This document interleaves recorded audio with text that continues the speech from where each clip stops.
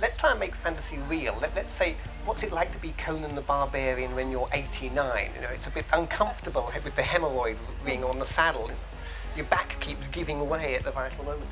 And I thought, there are so many cliches in the fairy tale view of fantasy, of the wizards and the witches and so forth, that it may be fun just to treat them as if they were real life. I love fantasy. I love fantasy I think it's my favorite genre.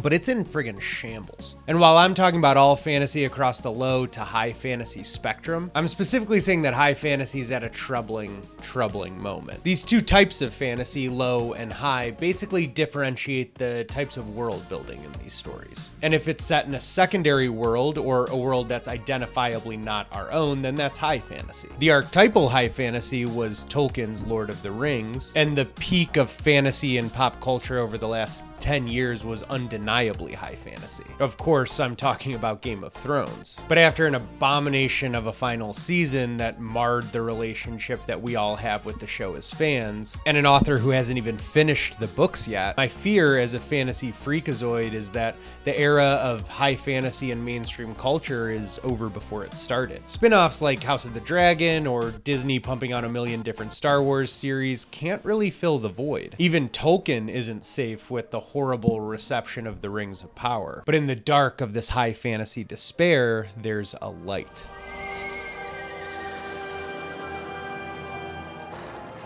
Frieren King stands alone.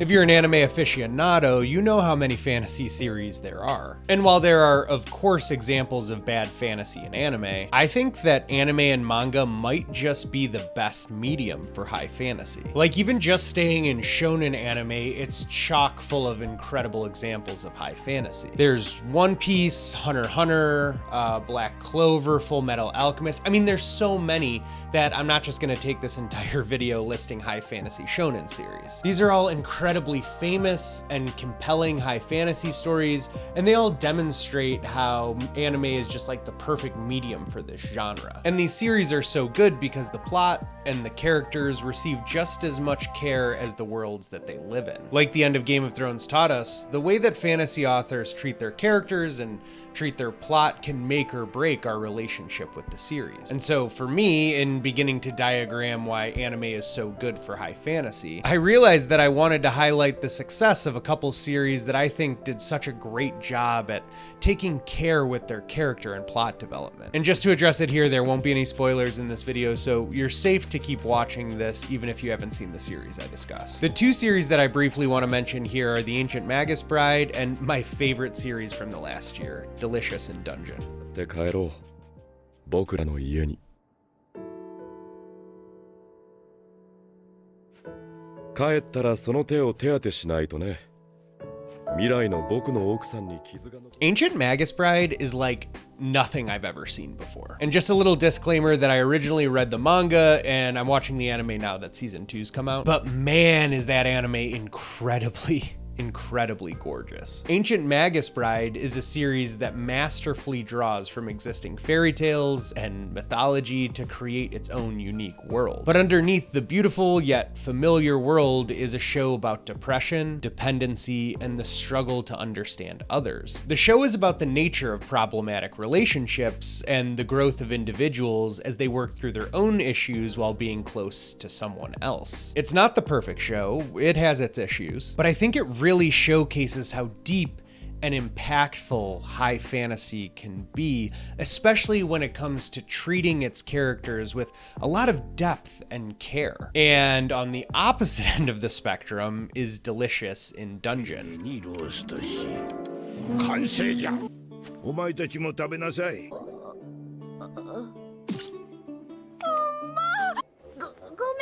回復魔法かけてあげるね。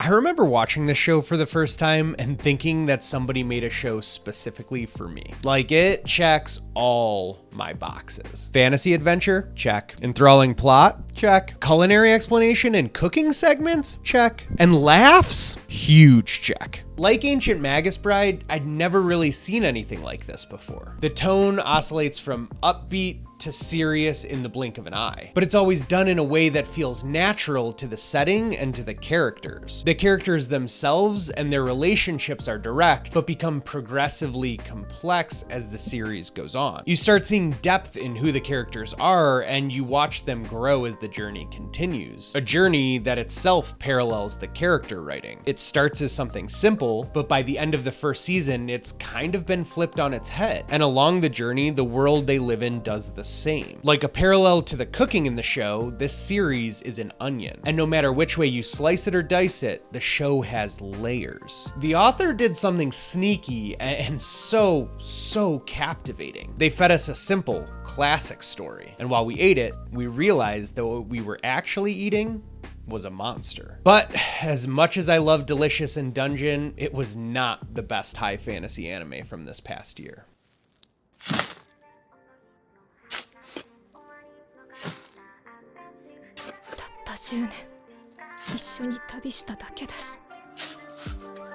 In 2023, a new high fantasy series took the anime world by storm. Frieren has not only received critical acclaim, but it's almost unanimously regarded as the best new anime around. And it isn't just because they have some of the best production team in the industry working on the series, although of course it does help. It's because of the author, Kanehito Yamada. Like Ancient Magus Bride, I originally started reading the manga before the anime started airing, and immediately I was absolutely entranced by this teeny tiny little elf. And I don't need to go in depth about why Frieren is great. We all know that it's great. There's a million videos out there talking about why it's so good. And I just need to say, if you haven't watched it yet, stop this video right now and go and watch it. I know Mr. YouTube doesn't want you to click off this video, but I care about you.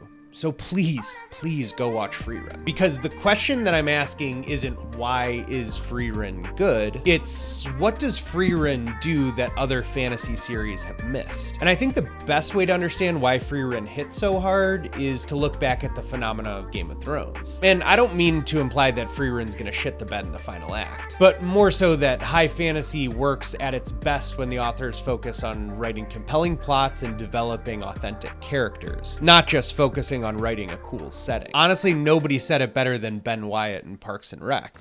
And they would never cancel Game of Thrones.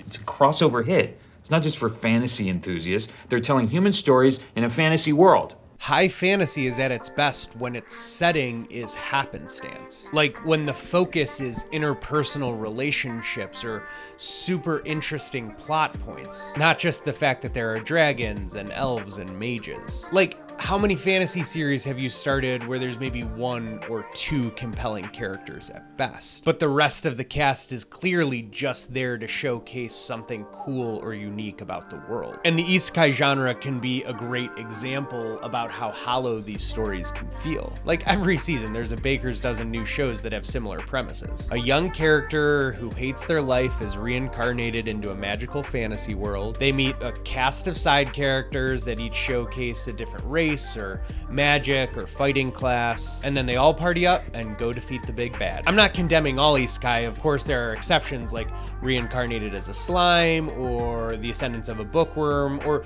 so many others that are set in fantasy worlds but break the mold, but it's the oversaturation of these hollow stories that demonstrates why Frieren is just so good. Because the world that Frieren is set in isn't all that special. Like that's a pretty standard, boring fantasy world. The genius of this story is the way that Yamada flips the narrative structure of traditional high fantasy on its head from the very first episode. We immediately see that the traditional big bad has already been defeated, and that the heroes are preparing to face a new, more boring battle the rest of their lives. But then, the narrative structure is flipped on its head again. This isn't a story about heroes coping with living a boring life after defeating the Demon King. It's a story about mortality and grief. It's about real, deep, human emotions.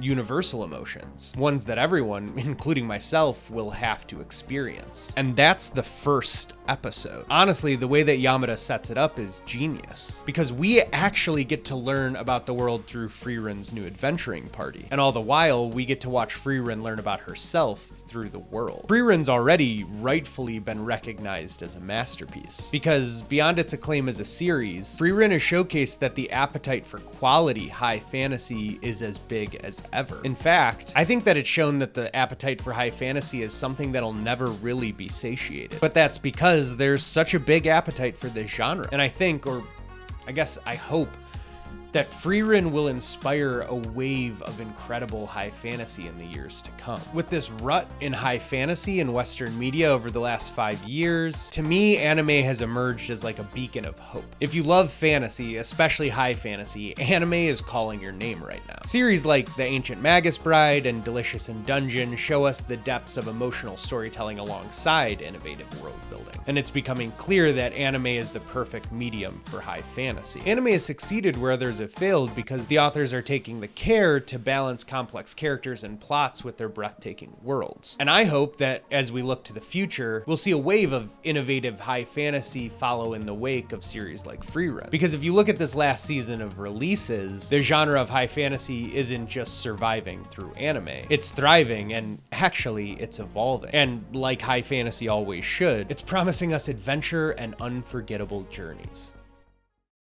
Oh, if you want any anime high fantasy series that I'd recommend, I'll leave a list in the description below, and please let me know what your favorite anime high fantasy please let me know what your favorite high fantasy anime series are. I said that, high fantasy anime. I said that so many times in this video, and I fumbled it every single time. It took me 25,000 takes to do this video. So I hope you're happy. I hope you enjoyed it. I hope you watched to the end. No, I think my stats are like 15% of you watched to the end. So if you made it here, actually, if you watched all this, leave. Let me find like a random fucking emoji. Give me a second.